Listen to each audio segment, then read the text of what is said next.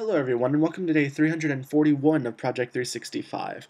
Today I'm going to be talking to you guys about indoctrination and one of the most severe cases of the word. Earlier I watched a video, I'll have it linked down there, in which a man essentially stated parents have the given right to decide the type of education given to their children.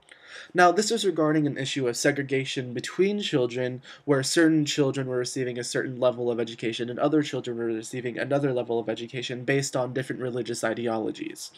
Personally, I feel that no, the parents don't have the right to decide the type of education their child gets because I feel every child should receive the same level of education. A curriculum filled with unaltered, unadulterated, unskewed facts, not a system where parents get to take out bits and pieces because it doesn't coincide with their religious beliefs. If the facts don't coincide with the belief, then that's an inherent issue of the belief, not the facts. And if the parents want to try and reconcile these differences, the answer isn't in taking out bits and pieces of hard to swallow truths. It is in this regard that parents shouldn't have the right to decide the type of education their children receives. When the parents get to alter the curriculum and change it on a whim based upon the idea that a fact doesn't exactly support their worldview or religious beliefs, is a time when indoctrination occurs, when children are enveloped into this sick and twisted ideology without ever having been exposed to an alternative view. My view of Essentially, my view of parenting is this. A parent is an individual who provides for a child, who nurtures them, who supports them, and exposes them to as much as possible. I feel a parent has the duty to expose their children to as much and provide them with as many alternative views and ideas as possible.